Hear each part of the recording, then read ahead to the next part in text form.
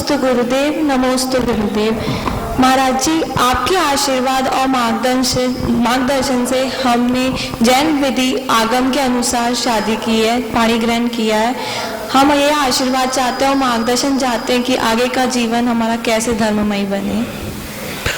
देखो, हमारे यहाँ ये जो पद्धति आप लोगों ने अपनाई है, ये हमारे यहाँ की प्राचीन आदर्श पद्धति है। महापुराण के अंदर जितनी भी शादियाँ होती हैं वो भगवान की साक्षी में ही होती है, और भगवान की साक्षी में हुई शादी सदा जीवन में दोनों के लिए मंगलदायी होती है, इष्टदायी होती है। आजकल शादियों का स्वरूप बिगड़ जाने से मंदिरों में शादियां संभव नहीं है, लेकिन आप लोगों ने अभी जो राजस्थान में ये तीसरा विवाह है जो आगम के अनुसार उस दिन उपवास रख करके दूल्हा दुल्हन दोनों उपवास रख करके भगवान के अभिषेक पूजन विधि के पूर्वक हवन कुंड की प्रदक्षिणा दे करके अपने जैनागम की रक्षा की। आप लोगों के लिए बहुत बहुत साधुवाद। शादी के बाद भी आप लोगों को अपने जैन श्रावक के जो व्रत हैं सब आवश्यक।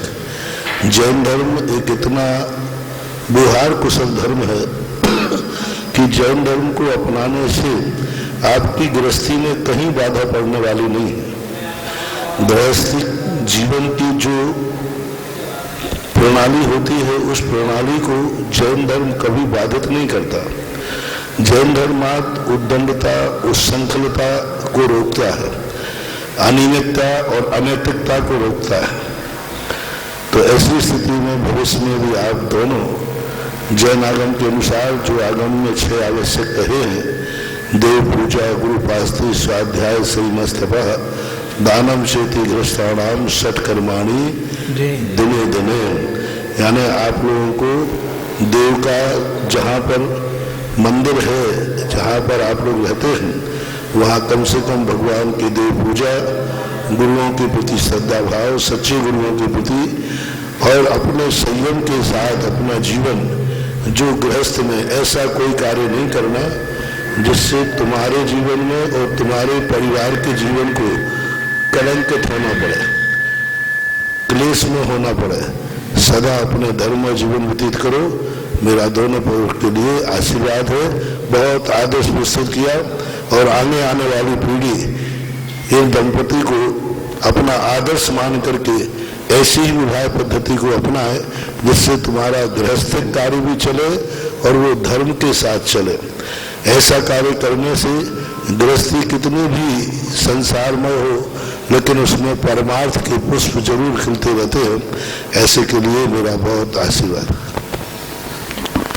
विजयनगर से सरिता कोठारी, इनकी जिज्ञासा है महाराज जी। महाराज जी, सहयोग केवली और अयोग केवली को संसारी जीव को माना जाए या मुक्त जीव माना जाए, कृपया समाधान करें। संसारी को माना जाए? संसारी माना जाए या मुक्त माना जाए? संसारी माना जाए, क्योंकि ये संसार में रहते हैं। गुणस्थान और मार्गणा स्थान जब तक जीव के चलते हैं तब तक वो संसारी है। शरीर के साथ में जब तक स्थित है तब तक वो संसारी है। कार्मण और तेजस शरीर के साथ जब तक है तब तक वह संसारी जीव ही माना जाएगा। किशनगढ़ से रविशु चौधरी, इनकी जिज्ञासा है महाराज श्री, क्या भूगर्भ स्थित चैत्यालय में अष्ट प्रार्तिहार होते हैं? अगर होते हैं तो मुझे अष्ट प्रार्तिहार से बहुत लगाव है, अच्छे लगते हैं और मैं रखना चाहता हूँ। तो महाराज शिष्य की विधि क्या है, कृपया समझाएं। चैत्यालय में तो आप कहीं रखें, भूगर्भ चैत्यालय में कोई भी चीज हम नई रूप से स्थापित नहीं कर सकते। वहाँ पर जो कुछ है उतना ही रहेगा। आगे कोई और आवश्यक आदि रखना वहाँ की मर्यादा के खिलाफ है। जितना जो है उसी को बैलेंस बना करके उसी को करके वहाँ पर स्थिति है। अष्ट प्रातिहार्य रखना बहुत अच्छी चीज है, तो आप ऊपर कहीं मंदिर में दे सकते हैं, विराजमान कर सकते हैं। एक जिज्ञासा है महाराज श्री, मैं गुरुवर में ब्राह्मण हूँ। गुरुवर कुछ मन चले बच्चों जो कि करीब 12-13 वर्ष के थे, वे समूह में बैठकर गुटखा सिगरेट का सेवन कर रहे थे। मैंने करुणा पूर्वक उन बच्चों से कहा कि ये चीजें बहुत नुकसानदायक होती हैं, यहाँ की उम्र तक कम हो जाती है। तब उन बच्चों ने कहा कि ठीक है, यदि बुढ़ापे की उम्र कम होती है तो हमें यह मंजूर है, अभी खाना पीना नहीं छोड़ सकते। तो महाराज श्री हम ऐसी स्थिति में इन बच्चों को कैसे समझाएं, धर्म के मार्ग पर कैसे लाएं, कृपया समाधान। क्या करेंगे? गुटखा सिगरेट वगैरह। हाँ, यदि वो उनका तर्क है कि गुटखा तम्बाकू शराब खाने से अच्छा है, हम जल्दी मर जाएंगे, बुढ़ापा नहीं आ पाएगा, भूल कर रहे हैं। बुढ़ापा तो आएगा लेकिन जवानी में बुढ़ापा आ जाएगा। यानी ये मत समझे कि वो बुढ़ापे के दुख से बच जाएंगे। उनको यही कहा जा सकता है कि तुम ये सोच रहे हो कि मेरे बुढ़ापे की उम्र कम हो जाएगी, हम जवानी में ही मर जाएंगे, तो अच्छा है कि हमें बुढ़ापे के दुख नहीं भोगना पड़ेंगे। वो भूल कर रहे, बुढ़ापे का दुख तो भोगना पड़ेगा, बल्कि बुढ़ापे से ज्यादा भोगना पड़ेगा। जो दुख बुढ़ापे में भोगना था वो दुख तुम्हें जवानी में भोगना पड़ेगा। यानी बिस्तर पर पड़े हुए हो, शरीर सड़ रहा है, बेड सॉल पड़ रहे हैं, ये सब तुम्हारे कीड़े पड़ेंगे, कैंसर होगा, और आयु का जो क्षय होगा वो ऐसी बीमारियों से होगा कि वो बुढ़ापे के दुखों से भी ज्यादा कष्टदायी होगा। तो उनको यही समझाया जा सकता है कि तुम वो मूर्ख हो कि जो बुढ़ापे के दुख हैं उनको जवानी में बुला रहे हो। यानी बुढ़ापे के दिन कम नहीं हो रहे हैं, आपके जवानी के दिन कम हो रहे हैं। बुढ़ापे के दिन कम नहीं हो रहे, किसी के दिन कम हुए, जवानी के दिन कम हो गए हैं, जो जवानी तुम्हारे लिए अच्छी के लिए मिली थी। भूंगरी से कमलेश जैन की जिज्ञासा है। महाराज श्री नंदीश्वर द्वीप पूजन में जयमाला में एक पंक्ति आती है, महावैराग्य परिणाम ठहरात है। क्या उन प्रतिमाओं के दर्शन से नित्यादेव जो भगवान की पूजन करने जाते हैं उनको वैराग्य के भाव हो जाते हैं क्या? कृपया समाधान करें। हाँ, तो नंदीश्वर द्वीप में जाकर के जो मिथ्या दृष्टि देव आदि होते हैं और सम्यक दृष्टि देव होते हैं, उनकी मुद्रा को देख करके उनके परिणाम भी वैराग्यमय होते हैं और उनके भाव भी होते हैं कि मैं भी ऐसी अनंत अवस्था को प्राप्त करूं। और ये भाव करते हैं कि हे भगवान, मुझे आप जैसा पद चाहिए है तो मैं देव पर्याय को छोड़ करके सीधा आर्य खंड का मनुष्य बनूंगा और वैराग्य धारण कर, मुनि पद धारण कर मैं भी एक दिन अनंत सिद्ध अवस्था को प्राप्त करूंगा। ऐसा भाव मुद्रा को, भगवान की मुद्रा को देख के आता ही है। सम्यक दृष्टि को तो निरंतर ही आता है कि हे भगवान, जो पद भी आपने पाई है उस पर मैं ललचाया हूँ। यानी जो पद आपने प्राप्त किया है वह पद मुझे भी प्राप्त करना है। यही सम्यक दृष्टि की पूजा है और मिथ्या दृष्टि इनके निमित्त पाकर के सम्यक को प्राप्त हो जाता है। कोटा से अंजू जैन इनकी जिज्ञासा है। पूज्य गुरुदेव, धर्म की क्रिया में भाग लेने के तुरंत बाद कोई पाप उदय में आने पर एक पल के लिए श्रद्धा डगमगाने लगती है कि इतनी धार्मिक क्रिया का फल क्या है? मेरी जिज्ञासा है कि धर्म की क्रिया के बाद ही कर्म में ऐसे पाप क्यों उदय में आते हैं? कृपया समाधान करें। धर्म का काम भविष्य को सुधारना है और कर्म हमने अतीत में बिगाड़ लिया है। मैं बहुत बार कह चुका हूँ, जेल में जाकर के हर व्यक्ति धर्मात्मा हो जाता है। कब हो जाता है? और जेल में जाने के पहले धर्मात्मा हो जाए तो जेल ही नहीं जाए, जेल ही नहीं मिले। तो जेल में जाने के बाद अब अपराध तो कर लिया, सजा मिल गई, अब वो इतना धर्म कर रहा है, 24 घंटे माला फेर रहा है और फिर कहते भगवान मैं इतनी मालाएं फेर रहा हूं, मेरा जेल नहीं छूट रहा है। तो जो अपराध किया है उसकी सजा तो भोगना ही पड़ेगी। अब आज अपन वर्तमान में धर्म कर रहे हैं, लेकिन अतीत में जो अपराध कर चुके हैं उनकी सजा भोगे बिना हमारे लिए कोई चारा नहीं है। बस इतना हो सकता है कि यदि हम उस प्रकार का परिणाम कर रहे हैं तो हमारे पूर्व के पापों की सजा कम हो सकती है, लेकिन जो अपराध किया है वो सजा तो भोगना ही पड़ेगी। और दूसरी बात, आज जो वर्तमान में हम धर्म कर रहे हैं वो पूर्व में किए हुए पाप से बहुत छोटा है। जब वो पाप छोटा है तो फिर हमारा पुण्य कैसे काम करेगा? जैसे आपका धंधा बहुत अच्छा चल रहा है, मैंने अभी एक उदाहरण दिया था कुछ दिन पहले, बहुत बढ़िया व्यापार चल रहा। बोलकर महाराज जी आजकल मेरे पास कोई पैसा ही नहीं बचता।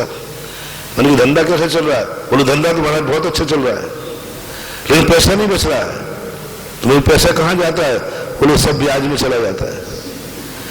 पहले हमने इतना कर्जा ले लिया है कि वर्तमान की कमाई अच्छी होते हुए भी पैसा इसलिए नहीं बच पा रहा है कि पूर्व के कर्जे का ब्याज चुकाना पड़ रहा। बस ये उदाहरण ध्यान रखना। वर्तमान में हम धर्म कर रहे हैं, कमाई अच्छी कर रहे हैं, लेकिन पूर्व में ऐसे पाप किए हैं कि उस पाप कर्म का ब्याज में ही वर्तमान का पुण्य चला जाता है। निगाही टॉक से लोकेश जन्म की जिज्ञासा है। महाराज गुरुजी, मैं और मेरे दोस्तों का ग्रुप हर साल किसी विशेष जिन धर्म प्रभावना के कार्य में तन मन धन से सहयोग करते हैं। पिछले साल उसी धार्मिक कार्य को पूर्ण करने के बाद कुछ राशि बच गई।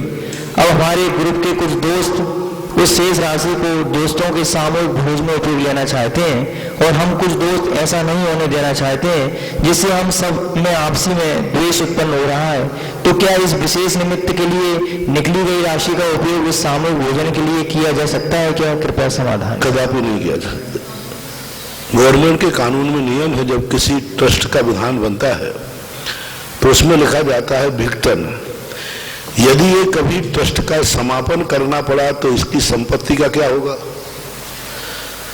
तो वहां लिखना पड़ता है कानून से कि यदि मेरा ट्रस्ट किसी कारण से विघटित हुआ तो इसके पास जो उस समय संपत्ति होगी वो इस उद्देश्य वाली संस्था को दिया जाएगा। किस उद्देश्य वाली? जिस उद्देश्य वाले से वो पैसा पहले आया था, अन्य उद्देश्य वाले नहीं। आपके पास किसी धार्मिक अनुष्ठान का पैसा बचा है तो आप किसी दूसरे धार्मिक अनुष्ठान में खर्च कर सकते हैं। मान लीजिए अपने पास यहाँ मंदिर का पैसा बचा, अब यहाँ हमारी आवश्यकता पूरी हो गई, पैसा है तो हम दूसरे मंदिर में दे सकते हैं। लेकिन ऐसा नहीं है कि बचा है तो चलो अपन लोग पिकनिक मना लेते हैं, अब पैसा रखा है तो क्या करें, ऐसा नहीं। ये तो बहुत बड़ा पाप होगा। किसी निमित्त से आया हुआ पैसा उसी निमित्त में खर्च हो, बचने पर उसी के समान वाले किसी कार्यक्रम में खर्च करना चाहिए। भोजन आदि में खर्च नहीं करना चाहिए। मंदिरों के पैसों से किराया खर्चा आदि नहीं करना चाहिए। साधु आते हैं जाते हैं तो उनके लिए किराया खर्चा लगाना। कई मंदिरों में क्या करते हैं, साधुओं के आने जाने गाड़ियां लगाते हैं, मंदिर के पैसे से गाड़ियों को किराया देते हैं। बाहर जाते हैं तो श्रीफल भी मंदिर के पैसे से जाते हैं। ये सब बहुत बड़ा पाप है। आपने मंदिर के पैसे से महाराज के श्रीफल चढ़ाने गए, मंदिर के पैसे से, लेकिन आपने जो दर्शन किया वो पुण्यबंध मंदिर को हुआ कि आपको है? तो पुण्यबंध आपको नहीं होगा, क्योंकि आप किसकी गाड़ी में बैठ के आए हैं? मंदिर की गाड़ी में बैठकर आए हैं। तो आपने जो गुरु का दर्शन किया वो पुण्यबंध आपको किंचित भी नहीं होगा, क्योंकि आपके आने जाने का किराया किसने दिया है? मंदिर के गुल्लक ने दिया है। लाभ आप लो, किराया मंदिर देवे, ये कोई बात है क्या? ये नहीं होना चाहिए। मंदिर के कारण से तुम कहोगे हम यात्रा पे जा रहे हैं, फलाने कार्य के लिए जा रहे हैं, नहीं। मंदिर का पैसा मंदिर के काम में ही आना चाहिए, अपने निजी उपयोग में कदापि नहीं लेना चाहिए। लेते हैं तो बहुत बड़े निर्माल का दोष है। मुंबई से प्रमोद जैन सी इनकी जिज्ञासा है। गुरुजी, हमारी जिज्ञासा है कि आज हजारों युवक ऐसे हैं जो नौकरी से अपनी आजीविका चलाते हैं और उनके पैकेज लाखों रुपए के हैं, लेकिन उनसे दान अत्यंत कम हो पाता है। वही एक व्यापार करने वाला जिसकी आय उससे कई गुना कम होती है, लेकिन वो भी फिर से उनसे अच्छे से दान दे सकता है। इसका कारण क्या है? समाधान करें। जो पैसे कमाने वाला होता है, दान पुण्य करना कोई हंसी मजाक नहीं है। दान पुण्य की तरफ परिणाम होना जन्म जन्म के पुण्य कर्म के उदय से होता है। लोग कहते महाराज जी मंदिर इतना अच्छा होता है, सभी लोग क्यों नहीं आते, सभी लोग दर्शन क्यों नहीं करते? मूल कारण ये उनकी गलती नहीं है। ये मंदिर की पवित्रता ऐसी है कि उन पापियों को कर्म ने ऐसी बुद्धि दे दी कि ये मंदिर में चला जाए तो मंदिर का अतिशय खत्म हो जाएगा। हाँ, ऐसी स्थिति बना देते हैं। भगवान तीर्थंकर समोसन में बैठे, अब को वहां दर्शन नहीं हो पाता, अभव्य की दृष्टि भगवान पे नहीं पड़ जाए, क्योंकि वो इतना पावन है कि पापी आदमी उसको देख नहीं सकता।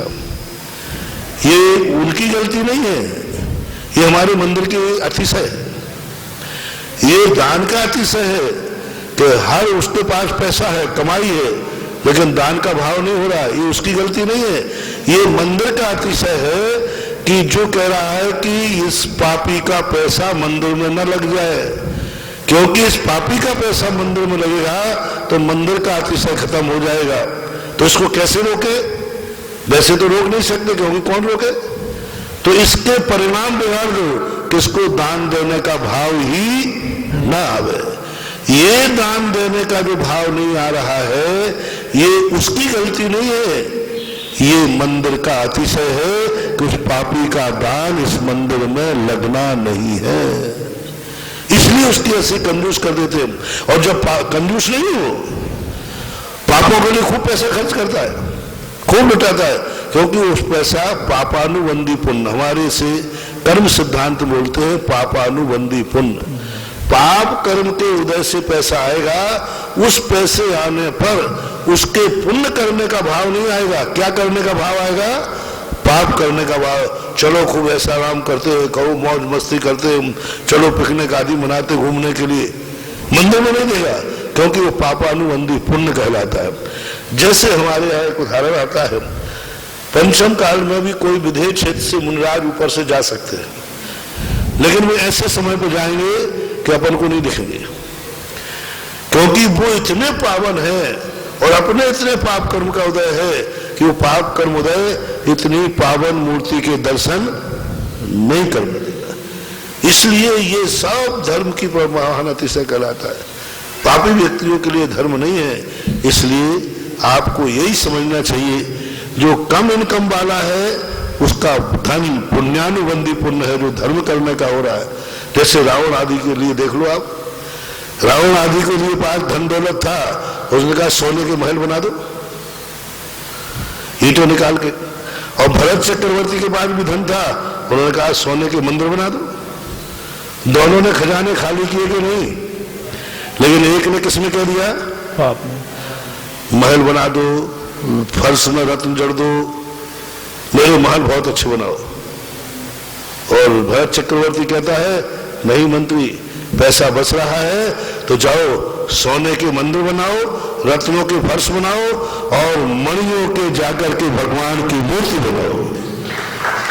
अब दोनों ने खजाने खाली कर दिए, एक ने महल बनाने में और एक ने मंदिर बनाने में। तो ये सारा का सारा योग होता है पुण्य कर्म के। क्यों ऐसा हुआ? पूर्व में रावण ने ऐसा भाव किया था, हे भगवान मैंने कोई पुण्य किया हो तो मुझे ऐसा कोई महल को देखकर कहा होगा कि मेरा महल कभी सोने के महल में मैं सोऊं, सोने के महल में, ऐसा भाव। और भरत चक्रवर्ती ने कभी कोई ऐसे मंदिर को देखकर भाव किया होगा, हे भगवान आज मैं सोने का वर्क लगा रहा हूं, लगाते ना मंदिर में, हे भगवान ऐसी शक्ति आ जाए एक दिन कि मैं आपका पूरा मंदिर सोने का बनाऊं। तो भरत चक्रवर्ती ने सोने का मंदिर बनाने का भाव किया पूर्व में, और उसने सोने का महल बनाने का भाव किया, तो पैसा आने पर दोनों के वैसे भाव होते हैं। यही नियम मानना चाहिए, यही आगम का वचन है। जयपुर से गुड़िया जैन की जिज्ञासा है, महाराज जी सुखी इंसान अगर रोज शांति आरा करे तो कभी बीमार नहीं पड़ेगा, एवं क्या शांति आरा से सारे पाप कर्म कर जाते हैं क्या? और बीमार व्यक्ति के लिए ज्यादा प्रभावकारी मुनीषी द्वारा बोली गई शांति आरा होती है या श्रावक भी बोल सकता है? कृपया समाधान। ये अभिषेक पूजन सब औषधि के समान है। जैसे औषधि बीमार होने पर, औषधि के सेवन करने पर हमारी असाता कर्म समन को प्राप्त होता है, इसी प्रकार अभिषेक पूजन शांति धारा से जो हमारे असाता कर्म के उदय आए हैं वे औषधि के समान समन को प्राप्त हो जाते हैं, पररूप संक्रमण हो जाते हैं, उनकी शक्ति क्षीण हो जाती है।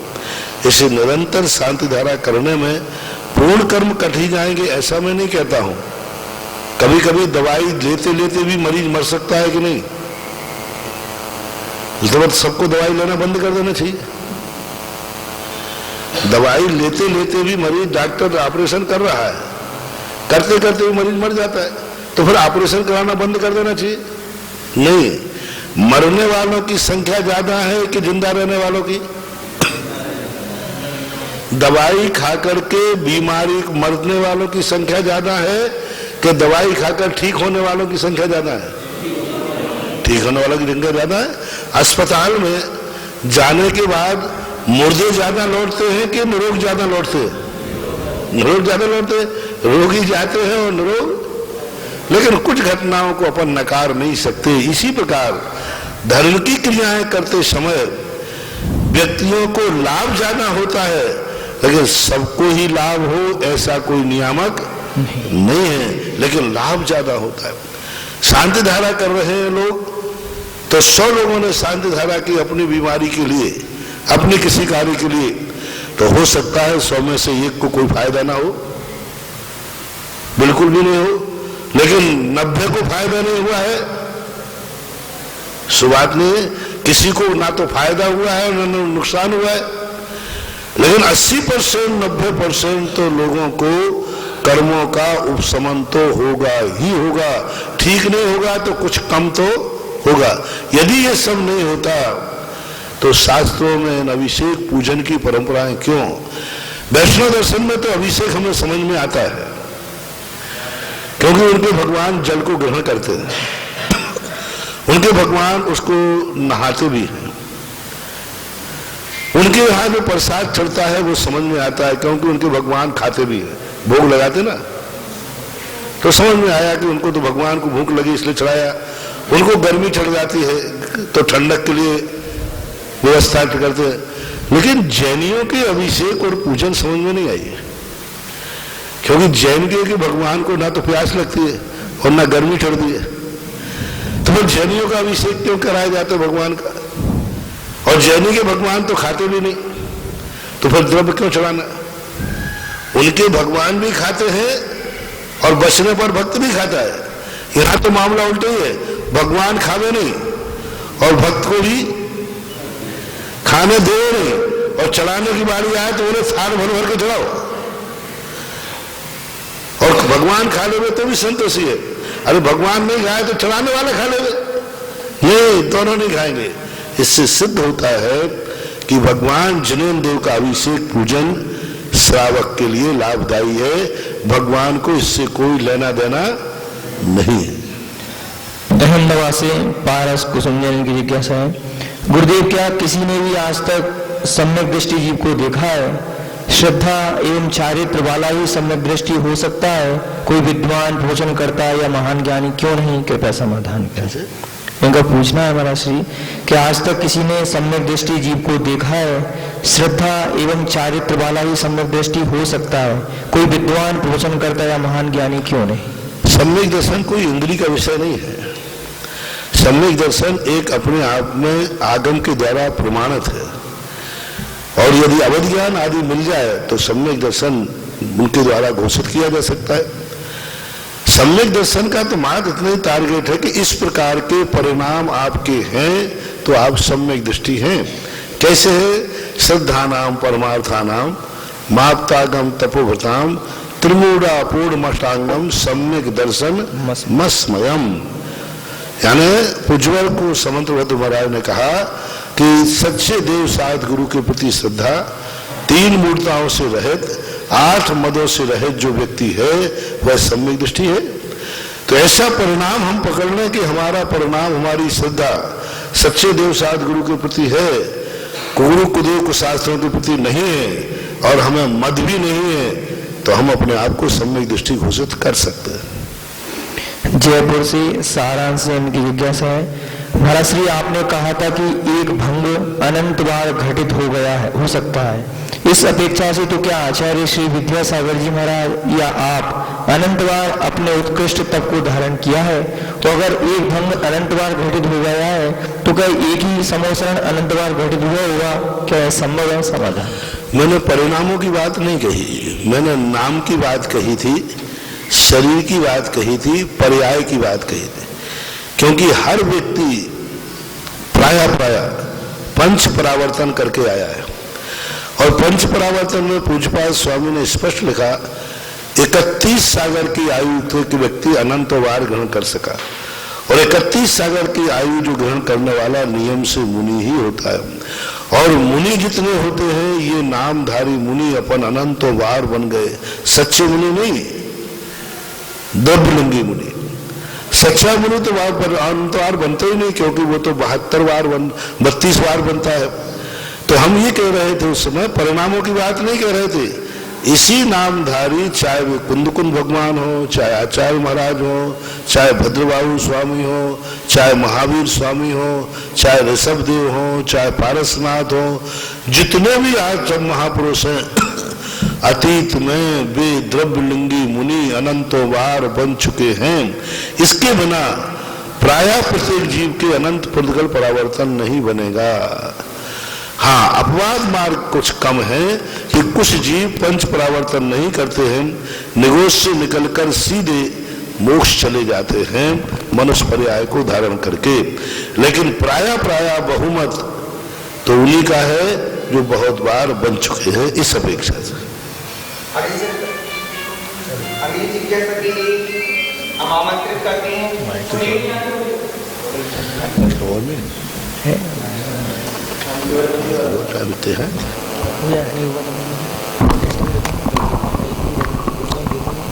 अगली जिज्ञासा के लिए हम आमंत्रित करते हैं श्री उत्तम चंद जी जैन, और जिनका नाम यहाँ से बोला जाए कृपया आप इस साइड आकर बोलें।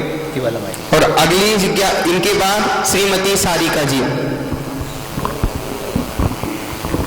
नमस्ते महाराज, नमस्ते महाराज, नमस्ते महाराज। श्री सब ये जानते हैं कि मनुष्य जीवन बहुत दुर्लभ है, उसके बावजूद भी हम अवृत्ति श्रावकों को हमारे जीवन सुधारने के लिए कैसा क्या करना चाहिए जिससे हमारा जीवन सुधरे? देखो, जानना अलग चीज है और प्रतीति में आना अलग चीज है। मनुष्य पर्याय दुर्लभ है, ये हम लोगों ने आपको थोपा है, हम लोगों ने आपको समझाया है, आपको अभी समझ में नहीं आया। यदि समझ में आ गया होता तो वह मनुष्य पर्याय को नहीं खो सकता। अभी हमें दूसरों के द्वारा संस्कार दिया गया है, हमें अभी लगता ही नहीं कि मनुष्य पर्याय दुर्लभ है। हमें तो ये लगता है कि मनुष्य पर्याय बहुत सरल है, यदि दुर्लभ होती तो परिवार ने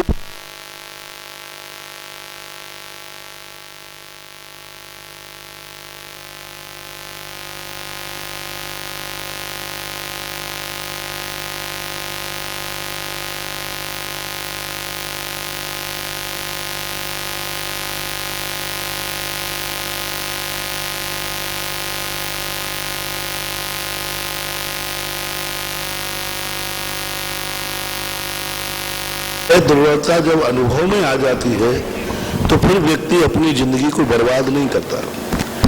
लेकिन अभी लोगों की ऐसी हो, जैसे अभी एक प्रश्न आया था कि हम शराब गुटखा खाते हैं तो अच्छा है कि बुढ़ापा आने के पहले मर जाएंगे। अब ऐसी धारणा जिनकी बनी है वो उनकी दृष्टि में मनुष्य पर्याय मूल्यवान कहाँ है? ऐसा ही सभी लोगों की दृष्टि में धर्म मूल्यवान नहीं है। वो तो हम लोगों ने आपको जबरदस्ती उपदेश दे दे करके कहलवा दिया कि धर्म अच्छी चीज है कि नहीं। अच्छा ये बताओ, मंदिर आना अच्छी चीज है कि नहीं? तो फिर हमें मंदिर का नियम क्यों देना पड़ता है? घर जाने का नियम तो नहीं देना पड़ता। हमने एक भी व्यक्ति को नियम नहीं दिया कि तुम प्रतिदिन घर जरूर जाओगे। दिया कि भाई किसी को? क्यों नहीं दिया? हमने ये नियम क्यों दिया कि प्रतिदिन तुम मंदिर जरूर आओगे? तो घर का नियम देने की जरूरत है, क्योंकि आप बिना दिए। अच्छा बताओ, मैंने किसको नियम दिया कि तुम प्रतिदिन नहाओगे? ये नियम देना पड़ता है कि तुम प्रतिदिन भगवान का अभिषेक करोगे।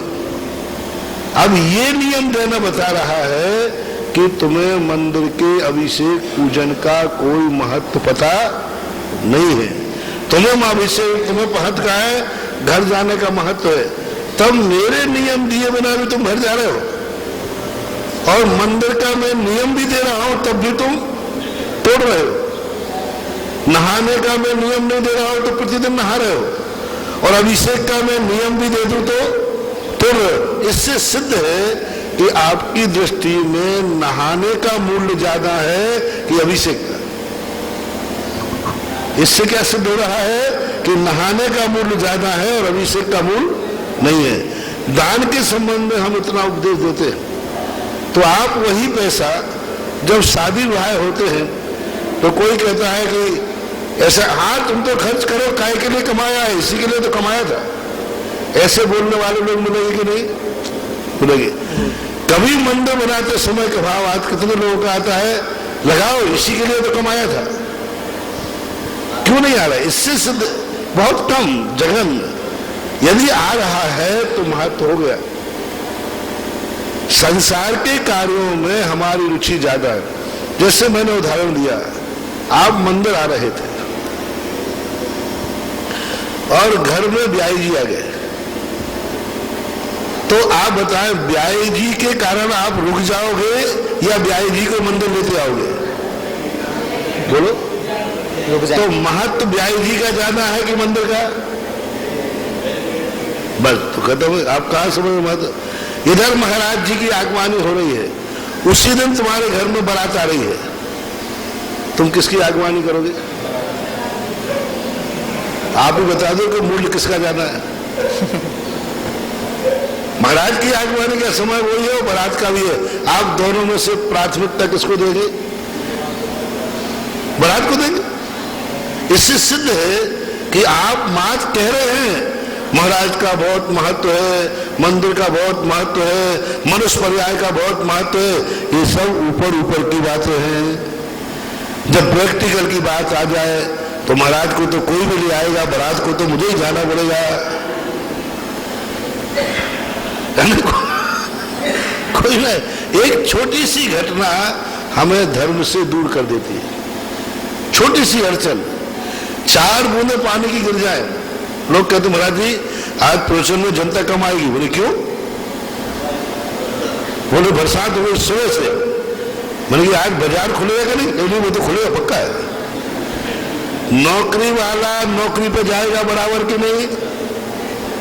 नौकरी वाले की नौकरी बरसात नहीं रोक पा रही, व्यापारी का व्यापार बरसात नहीं रोक पा रही, और सुबह से 4 बूंदे पानी की गिरी तो मंदिर रुक गया, प्रवचन रुक गया, महाराज जी बैठे, आओ भैया प्रवचन सुनो।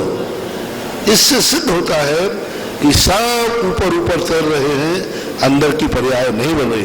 अंदर की पर्याय बन जाएगी तो लाख उपाय आ जाए, वो कहे दुनिया मरे और मिटे, लेकिन मैं धर्म को नहीं छोड़ सकता।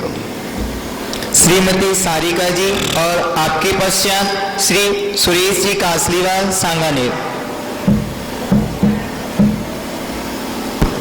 नमोस्तु महाराज जी, नमोस्तु महाराज जी, नमोस्तु महाराज जी। मेरी जिज्ञासा ये है महाराज जी, हम बच्चों को हमेशा अच्छा काम करने के लिए कहते हैं, लेकिन बच्चे अपनी जिद्दी पे अड़े रहते हैं और कहते हैं मम्मी आप तो ऐसे ही कहते हो। उस समय महाराज जी बच्चों पे बहुत गुस्सा आता है, तो अपने आप पे कंट्रोल कैसे करें और बच्चों को कैसे समझाएं?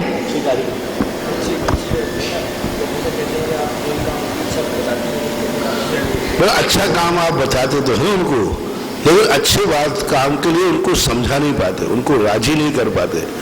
और हम उनको जब समझाते हैं तो कितने कार्य हैं जो बच्चे नहीं करना चाहते हो तुम करवाते हो। कोई बच्चा स्कूल जाना चाहता था क्या? फिर भी आपने भेजा। बच्चा कितने कार्य हैं जो आप नहीं करना चाहता, फिर भी आपने करवा लिए। मां धर्म के कार्यों में क्यों प्रश्न आता है कि मैं बच्चे से मंदिर जाने के कहूं तो महाराज वो जाते ही नहीं, मैं क्या करूं? महाराज मैं कहता हूं महाराज जी आप प्रवचन सुनने जाओ, वो जाते ही नहीं, मैं क्या करूं? ये सब बहाना है। बच्चे ने ये भी तो कहा था कि मैं स्कूल नहीं जाना चाहता हूं, फिर वो स्कूल क्यों जा रहा है? उसके लिए तुमने कितने आइटम अपनाए, लोभ दिया, डांट भी लगाई, ऑटो रिक्शा भी किया, उसकी सब सुविधाओं को मिलाकर के बिना इच्छा के आज उसको स्कूल भेज दिया।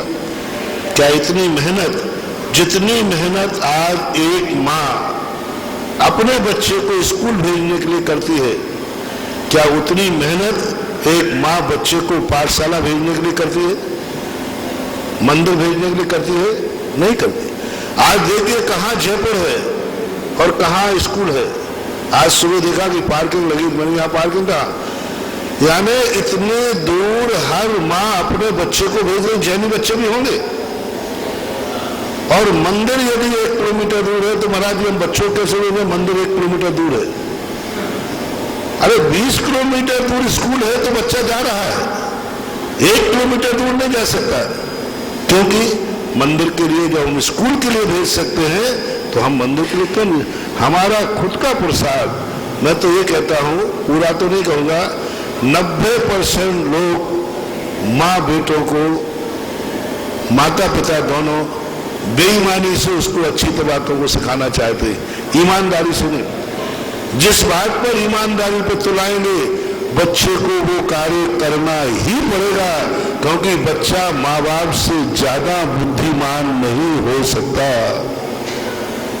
माँ बाप ठान ले, जैसे आप पढ़ाई का ठान लेते हैं, चाहे कुछ भी हो, बच्चे को मैं पढ़ा के रहूंगी, कुछ भी हो, नहीं पढ़ेगा तो थप्पड़ मारते हो, लोग लेते हो कि बेटा यदि तुमने इस बार इतने नंबर लाए तो बेटा बहुत मांग का चाहिए, बोले मुझे साइकिल चाहिए, साइकिल पक्की है। क्या आप बच्चों से कभी कहा बेटा 1 साल यदि तू प्रतिदिन मंदिर जाएगा, निरंतर 1 भी दिन नहीं चुकेगा, तो अगले साल तू जो मांगेगा वो दूंगी। और बच्चे ने मांगा कि मुझे साइकिल चाहिए। मंदिर के उपलक्ष्य में कौन व्यक्ति ने बच्चों को गिफ्ट दी, बोलो? पढ़ाई में गिफ्ट दी, खेल कूद में गिफ्ट दी, मंदिर के उपलक्ष्य में किसने गिफ्ट दी कि यदि तू पाठशाला जाएगा और पाठशाला में इतने नंबर लाएगा तो तुझे ये गिफ्ट मिलेगी। अपनी तरफ से नहीं देते। यदि हम ईमानदारी से माँ बाप बच्चों के साथ साम दंड भेद नीति सब तरीके के अपनाए तो बच्चा तुम्हारी इच्छा के अनुसार चलेगा। लेकिन जब वो बच्चा बड़ा हो जाता है फिर आप मोड़ना चाहो तो फिर वो मोड़ने वाला नहीं है। बच्चा जो कुछ भी करेगा LKG में जाते ही करेगा। इसलिए हर कार्य में ठीक चालू है, सही निर्देशन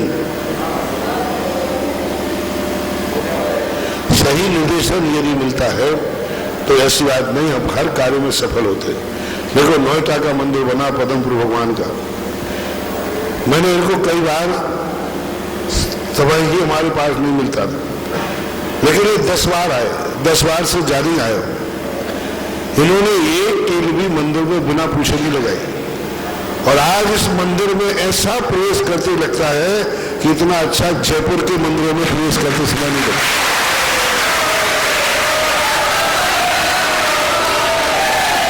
आज जितने लोग भी मंदिर में आए, हर व्यक्ति ने मंदिर में एक ही बात कही कि इस मंदिर में प्रवेश करते ऐसे लगता है जैसे इसमें कोई महा अतिशय और शक्ति है। और इसका परिणाम एक ही है कि इन्होंने जो कुछ भी यहाँ किया, बार बार पूछने पर थोड़ी भी कुछ होती थी तुरंत पहुंच जाते थे। और मैं कहता था कि भाई मैं बता तो चुका हूं, बोले महाराज इसलिए पूछने आए गलती नहीं हो जाए।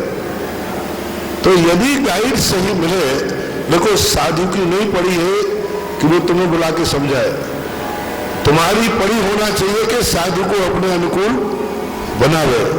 और इस मंदिर में प्रवेश करते देखते ही एक मन में एक ऐसा आनंद की अनुभूति होती है, ऐसा स्पंदन होता है कि मतलब और कोई कारण नहीं। पद्मपुर भगवान पहले भी थे कि नहीं थे, लेकिन उस समय उनके लिए वो स्थान नहीं था जो स्थान उनको चाहिए था। अब ये मंदिर निर्दोष बना है। आज मंदिर के अंदर जयपुर में कई मंदिर ऐसे हैं जहां लोग दर्शन करने भी नहीं जाते।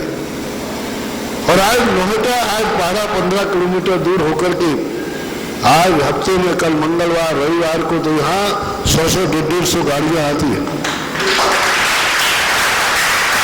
क्या कारण है? कोई कारण नहीं, आपने निर्देशन को मानते रहे और जहां तुमने निर्देशन में गलती की वहां गलती नहीं हुई। अभी इन्होंने आने वाली धर्मशाला बिना निर्देशन की बना ली तो उतना डिफीट खाओगे, क्या बात होगी? अब मैंने कहा कि वो बन गई तो अब एक गलती की तो दूसरी गलती जल्दी करो तो ऐसी हो जाती है।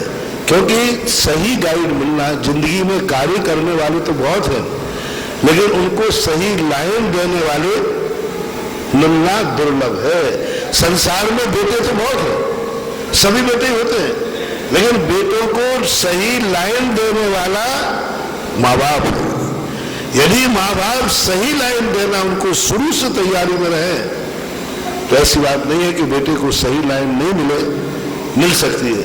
इसलिए सही गाइड आपने लिया तो ये मंदिर आप देखो कितना अच्छा लगता है, आते बैठने का सगुन होता है, अच्छा बढ़िया लगता है।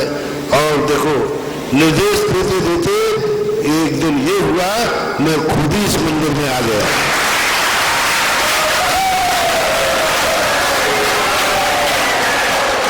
और बहुत बार आए, मैंने इनकी एक नहीं सुनी, बोले नोएटा मैं जाऊंगा, मुझे क्या लेने वाले। बहुत बार आए, अभी भी आए, पहले भी आए। मैंने कहा देखो भाई ज्यादा कुछ मत करो, मुझे नोएटा वोएटा जाने का कोई इतनी बड़ी चीज थोड़ी है मैं नोएटा के अलग से कार्यक्रम बनाऊं। तो पदम पे भगवान ने कहा बेटा ऐसे नहीं आओगे, मैं दिखाता हूं। तो उन्होंने चतुर्मास का रूट ऐसा बनाया कि हमें नहीं आते हुए नोएटा आना पड़ा।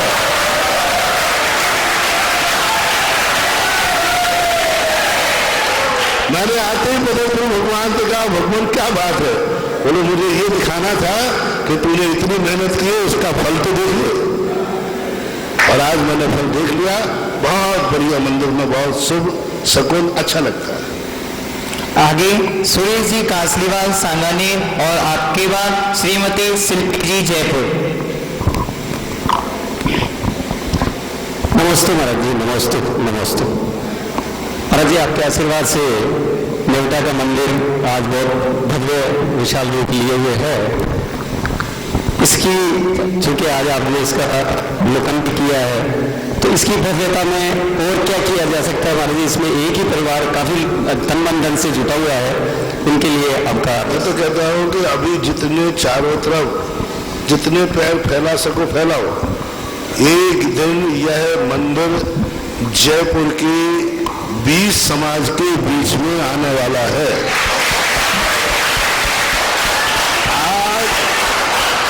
आज जंगल में दिख रहा है, कल चारों तरफ कॉलोनियों के जैनियों के मकान होंगे। आज एक परिवार दिख रहा है, कल यहाँ सैकड़ों परिवार यहाँ बसेंगे। क्योंकि पूरा रास्ता में देखते आया हूँ, मंडी मुआना तक आएगी, स्कूल तुम्हारे यहाँ बने रहे हैं, चारों तरफ कॉलोनियों के लोगों ने बड़े बड़े प्लाट लेके रखे हैं, कॉलोनियों मल्टी स्टोरियां बनी रही हैं। तो माना तो ये जो नोएटा आज गांव है ना, ये नोएटा एक कॉलोनी का नाम होगा बहुत जल्दी। श्रीमती शिल्पी जी आपके बाद अतिशय जैन। नमोस्तु महाराज, नमोस्तु महाराज, नमोस्तु महाराज। महाराज आपका चतुर्मास जयपुर में क्यों नहीं हो सकता?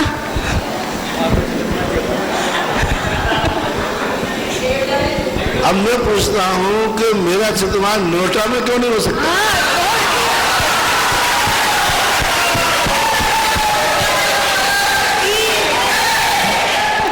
अब क्यों शब्द तो अपन कहीं भी लगा सकते हैं, कहीं भी लगा सकते हैं। जहां होना है वही होता है। क्यों शब्द तो हर व्यक्ति पूछ सकता है। सांगानेर वाले पूछ सकते हैं कि सांगानेर में क्यों नहीं हो सकता, हर व्यक्ति पूछता है। नमोस्तु महाराज। अतिशय जैन आपके पश्चात श्री नरेंद्र कुमार जी। गुरुवर के चरणों में नमोस्तु नमोस्तु नमोस्तु। मेरी ये जिज्ञासा है कि हम सिर्फ तीन ही क्यों प्रतिक्रमण करते हैं? परिक्रमा करते तीन ही परिक्रमा इसलिए लगाते हैं क्योंकि ये त्रिलोकी नाथ है, ये तीन लोक के स्वामी हैं और त्रिलोकी नाथ होने से अपन इनकी तीन प्रदक्षिणा लगाते हैं।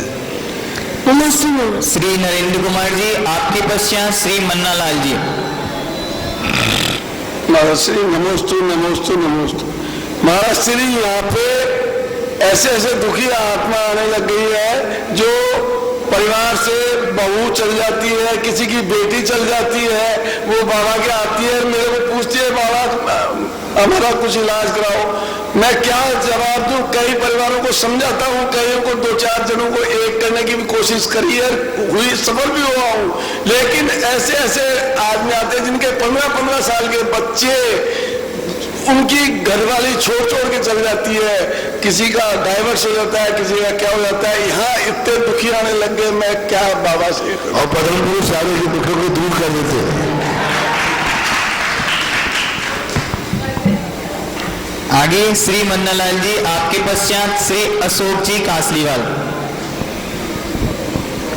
नमस्ते गुरुवर, नमस्ते गुरुवर। मेरा जिज्ञासा है मेरी कि इस उम्र के अंदर, आई उम्र के अंदर क्या है कि हमारे पिताजी और हमारी मम्मी दोनों नहीं रहे, और जिस वक्त उनके भाव जागे, वो मात्र 2 किलोमीटर दूर यहाँ से गांव था, और सेवा पूजा करने के लिए इस नेवटा गांव में आकर के दोपहर तक, जब तक सेवा पूजा नहीं करते, जब तक खाना नहीं खाते थे, उनके भाव थे कि ये स्थान डेवलप हो और इस मंदिर का क्या है जिस तरह से विकास हो।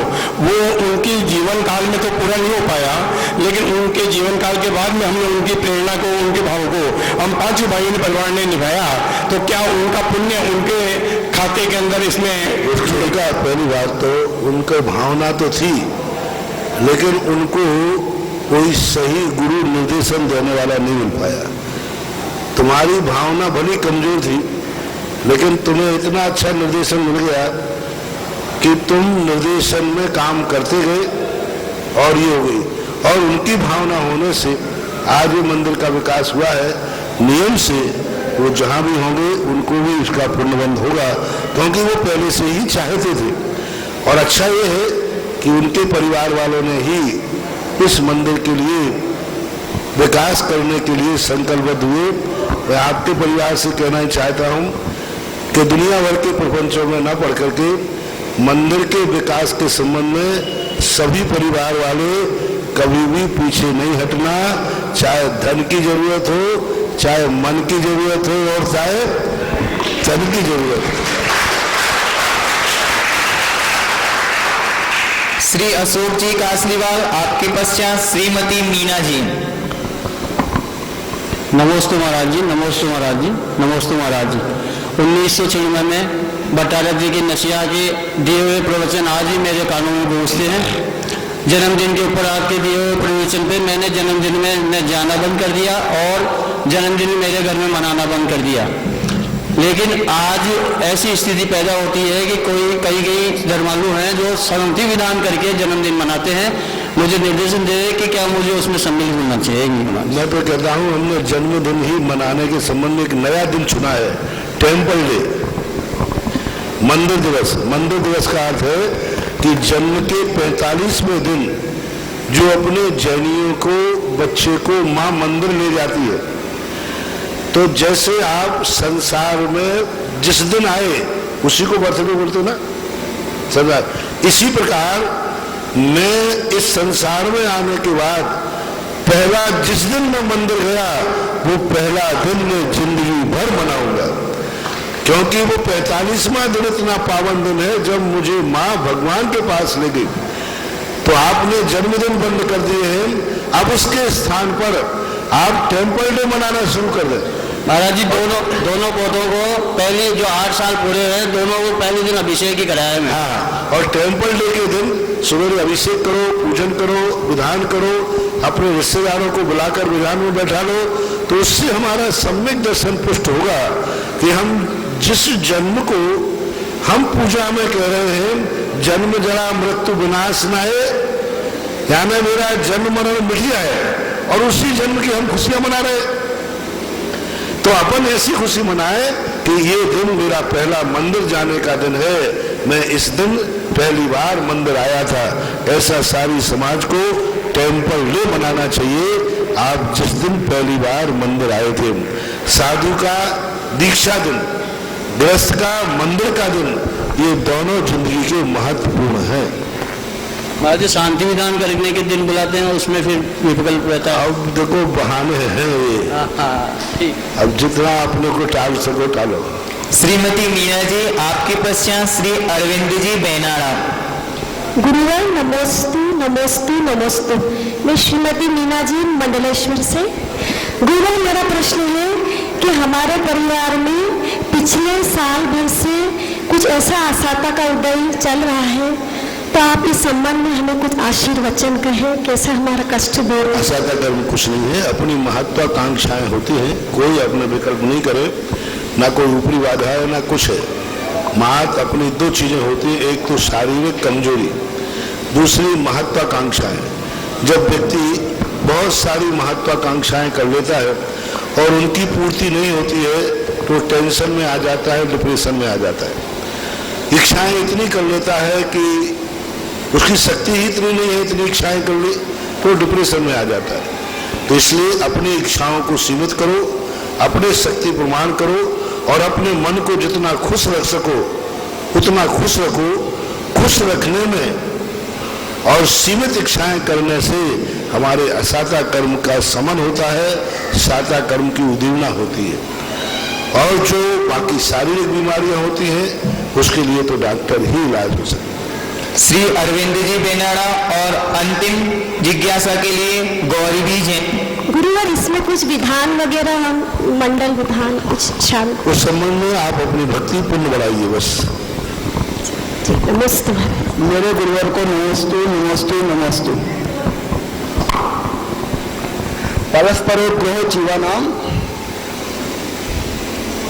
परस्परोग्रह जीवानाम जियो और जीने दो। इंद्र शक्र और प्रिंटर के समान शचीपति की शावाचक संज्ञाएं, इनमें अर्थ भी है, समाधान कीजिए महाराज। दोनों में बहुत अंतर है। परस्पर उपग्रह जीवानाम यानी जब हम किसी दूसरे जीव पर उपकार करते हैं तो उसके बदले में मेरे ऊपर भी उपकार होता है। जब हम किसी को सहारा देते हैं तो हमारे लिए भी पुण्यबंध होता है। जियो और जीने दो का अर्थ यही है कि जब हम मरना नहीं चाहते हैं तो दूसरे को मारने का हमारा अधिकार क्या है, ये नैतिकता है।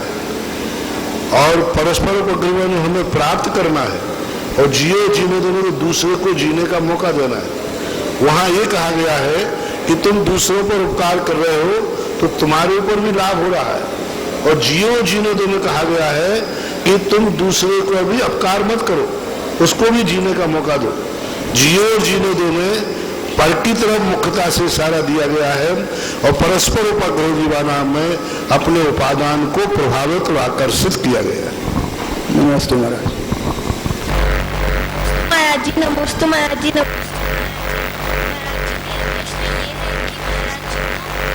नमस्तु क्यों कहते हैं और माता जी को वंदनामी क्यों कहते हैं? ये रूढ़ अर्थ कहलाते हैं। जैसे किसी को बोलते समय नमोस्तु शब्द से कहते हैं नमन, नमस्कार। और वंदनामी शब्द भी आचार्य मुनियों के लिए प्रयोग होता है आगम में, लेकिन वर्तमान में रूढ़ अर्थ हो जाता है। ये एक पहचान बना ली कि वंदनामी इनको कहना, नमोस्तु इनको कहना, इच्छामी इनको कहना, जिससे ये भेद बनते जाए, अंतर दिखे। जब अर्थ की तरफ जाते हैं तो सभी के अर्थ एक समान प्रतीत होते हैं। आगे पंडित जगदीश सांगाने। नमस्ते गुरुवर, मेरा प्रश्न है कि जीव तत्व और उद्गल द्रव्य में क्या अंतर है?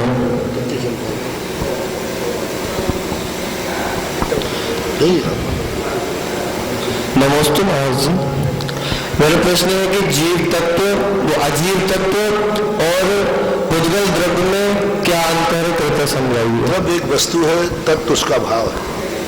जैसे नींबू एक वस्तु है और है, वह उसका भाव है, परिणाम है।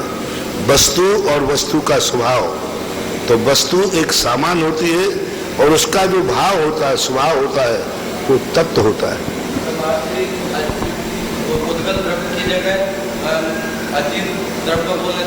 अजीव द्रव्य बोलने पर क्या हो जाता है कि हमें धर्म अधर्म द्रव्य जो स्वतंत्र हैं उनका ज्ञान नहीं हो पाता।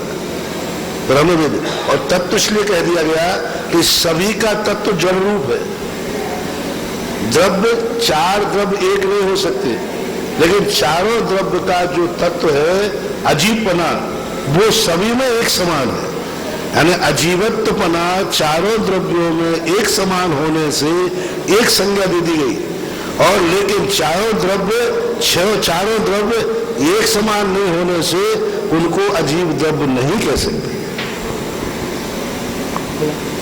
आगे जैसे दो व्यक्ति हैं तो दो व्यक्तियों को हम एक नहीं कह सकते, लेकिन ये तो कह सकते दोनों के विचार एक हैं। बहुत अच्छा उदाहरण है, अपन ने कहा ना दोनों के विचार एक है, तो क्या दोनों एक है? जैसे दोनों व्यक्ति अलग अलग हैं लेकिन दोनों के विचार एक हो सकते हैं, इसी प्रकार द्रव्य चार है लेकिन चारों का जो भाव है वो एक समान है, ऐसा समझना चाहिए। आगे पंडित प्रशांत जी सांगानेर। नमोस्तु महाराज श्री। महाराज श्री, मेरा प्रश्न है कि कुंदकुंद स्वामी ने जो लिखी एक गाथा, उसमें उन्होंने 3 लिंग बताए हैं।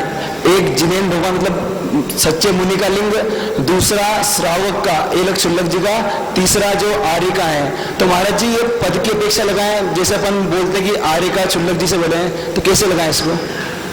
कुंदकुंद स्वामी की दृष्टि में प्रथम लिंग तो मुनि का है, द्वितीय लिंग उत्कृष्ट श्रावक, श्रावक का नहीं कहा, उत्कृष्ट श्रावक, उत्कृष्ट श्रावक में एलक शुल्लक आते हैं।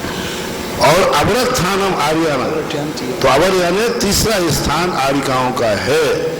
तो अब ये इसलिए कहा गया है क्योंकि एलक शुल्लकों को अभी आगे बढ़ने की गुंजाइश है, यानी वे भावी मुनि उनको कह सकते हैं, भावी मुनि, लेकिन आर्यिका को भावी मुनि नहीं कह सकते, उनका अंत है, यानी आर्यिका उससे आगे नहीं बढ़ सकती है, इसलिए उसको तीसरे स्थान पर रखा। लेकिन एलक शुल्लक आगे भी बढ़ सकते हैं, इसलिए उनको दूसरे, जिसको आगे बढ़ने की गुंजाइश है उसको प्रोत्साहन पहले दिया जाएगा, जो अब आगे बढ़ ही नहीं सकता नीचे कर देगा, उसके लिए जघन्य कर दिया गया। ये अपेक्षा संभवतः पूज्यवर कुंदकुंद भगवान की हो सकती है। नमोस्तु महाराज।